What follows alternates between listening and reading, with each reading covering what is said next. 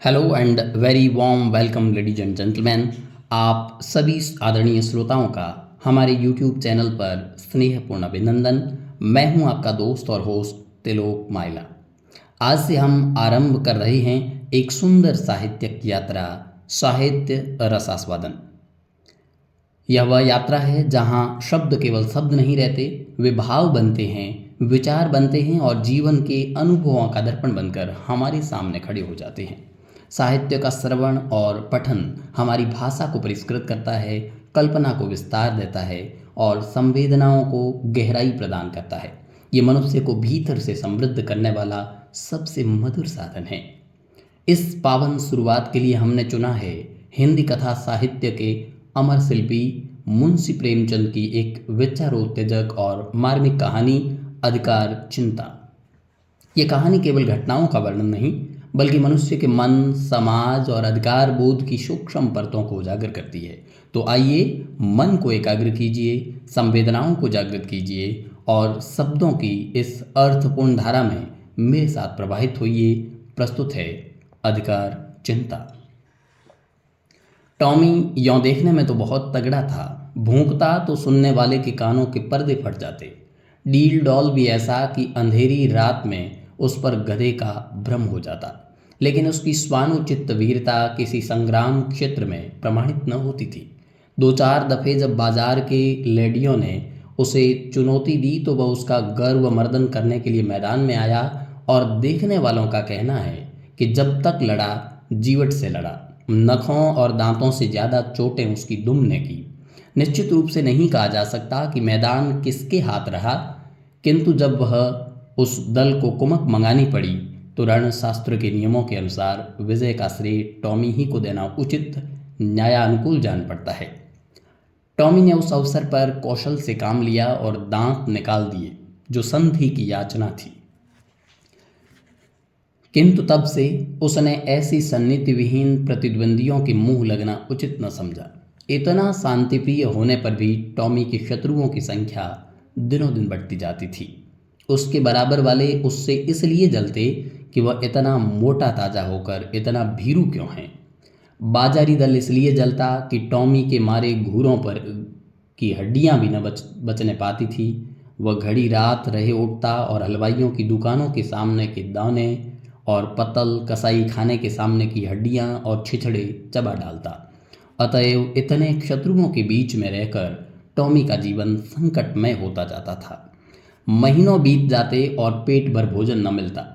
दो तीन बार उसे मनमाने भोजन करने की ऐसी प्रबल उत्कंठा हुई कि उसने संदिग्ध साधनों द्वारा उसको पूरा करने की चेष्टा की, पर जब परिणाम आशा के प्रतिकूल हुआ और स्वादिष्ट पदार्थों के बदले अरुचिकर दुर्ग्राह्य वस्तुएं भरपेट खाने को मिली, जिससे पेट के बदले कई दिन तक पीठ में विषम वेदना होती रही, तो उसने विवश होकर फिर सन्मार्ग का आश्रय लिया। पर डंडों से पेट चाहे भर गया हो, वह उत्कंठा शांत न हुई।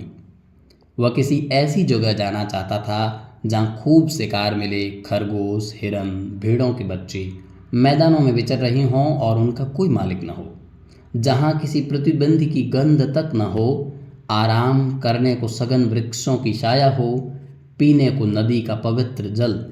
वहाँ मनमाना शिकार करूं, खाऊं और मीठी नींद सोऊं।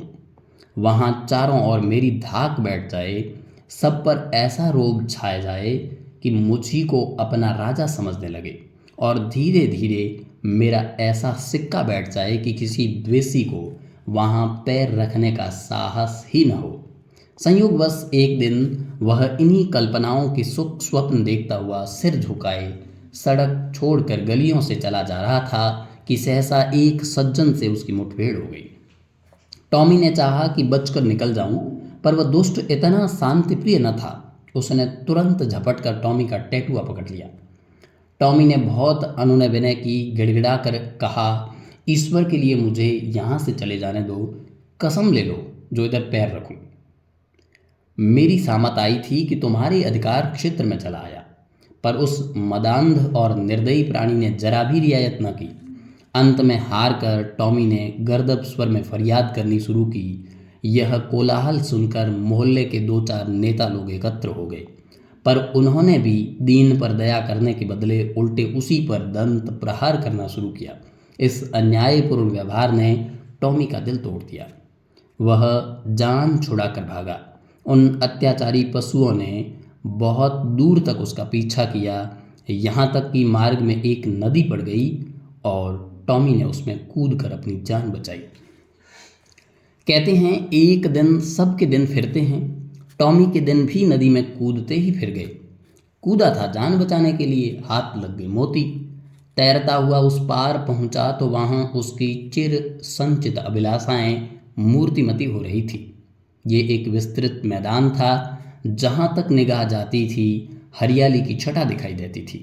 कहीं नालों का मधुर कलरव था, कहीं झरनों का मंद गान, कहीं वृक्षों के सुखद पुंज थे, कहीं रेत के सपाट मैदान। बड़ा सुरमय मनोहर दृश्य था।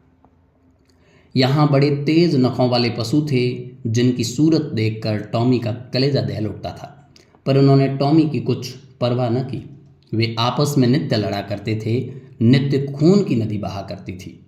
टॉमी ने देखा, यहाँ इस भयंकर जंतुओं से पेश न पा सकूंगा।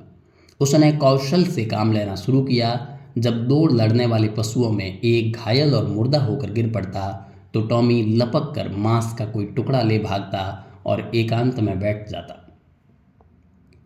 विजयी पशु विजय के उन्माद में उसे तुच्छ समझकर कुछ न बोलता। अब क्या था, टॉमी के पौ 12 हो गए, सदा दिवाली रहने लगी। न गुड़ की कमी थी न गेहूं की। नित्य नए पदार्थ उड़ाता और वृक्षों के नीचे आनंद से सोता। उसने ऐसे सुख स्वर्ग की कल्पना भी न की थी। वह मरकर कहीं जीते जी स्वर्ग पा गया।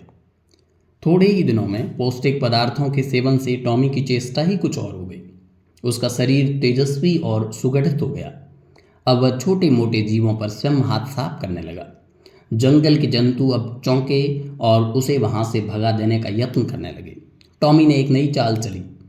वह कभी किसी पशु से कहता, तुम्हारा फलां शत्रु तुम्हें मार डालने की तैयारी कर रहा है। किसी को कहता, फलां तुमको गाली देता था। जंगल के जंतु उसके चकमे में आकर आपस में लड़ जाते और टॉमी की चांदी हो जाती। अंत में यहाँ तक नौबत पहुंची कि बड़े बड़े जंतुओं का नाश हो गया। छोटे मोटे पशुओं को उससे मुकाबला करने का साहस न होता था। उसकी उन्नति और शक्ति देखकर उन्हें ऐसा प्रतीत होने लगा मानो वह विचित्र जीव आकाश से हमारे ऊपर शासन करने के लिए भेजा गया है। टॉमी भी अब अपनी शिकारबाजी के जौहर दिखाकर उनकी इस भ्रांति को पुष्ट किया करता था। बड़े गर्व से कहता, परमात्मा ने मुझे तुम्हारे ऊपर राज्य करने के लिए भेजा है। ये ईश्वर की इच्छा है। तुम आराम से अपने घर में पड़े रहो, मैं तुमसे कुछ न बोलूँगा। केवल तुम्हारी सेवा करने के पुरस्कार स्वरूप तुम में से एक आध का शिकार कर लिया करूँगा। आखिर मेरे भी तो पेट है। बिना आहार के कैसे जीवित रहूँगा और कैसे तुम्हारी रक्षा करूँगा। वह अब बड़ी शान से जंगल में चारों ओर गौरवान्वित दृष्टि से ताकता हुआ विचरा करता। टॉमी को अब कोई चिंता थी तो यह कि इस देश में मेरा कोई मुद्दा ही न उठ खड़ा हो। वह सजग और सशस्त्र रहने लगा। ज्यों-ज्यों दिन गुजरते थे और सुख भोग का चस्का बढ़ता जाता था, त्यों-त्यों उसकी चिंता भी बढ़ती जाती थी। बस अब बहुधा रात को चौंक पड़ता और किसी अज्ञात शत्रु के पीछे दौड़ता।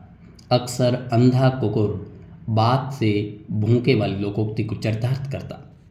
वन के पशुओं से कहता, ईश्वर न करे कि तुम्हें किसी दूसरे शासक के पंजे में फंस जाओ, वह तुम्हें पीस डालेगा।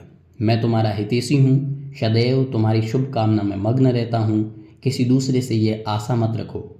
पशु एक स्वर में कहते, जब तक हम जिएंगे आप ही के अधीन रहेंगे। आखिरकार ये हुआ कि टॉमी को क्षण भर भी शांति से बैठना दुर्लभ हो गया। वह रात दिन भर नदी के किनारे इधर से उधर चक्कर लगाया करता। दौड़ते दौड़ते हाँफने लगता, बेदम हो जाता, मगर चित्त को शांति न मिलती।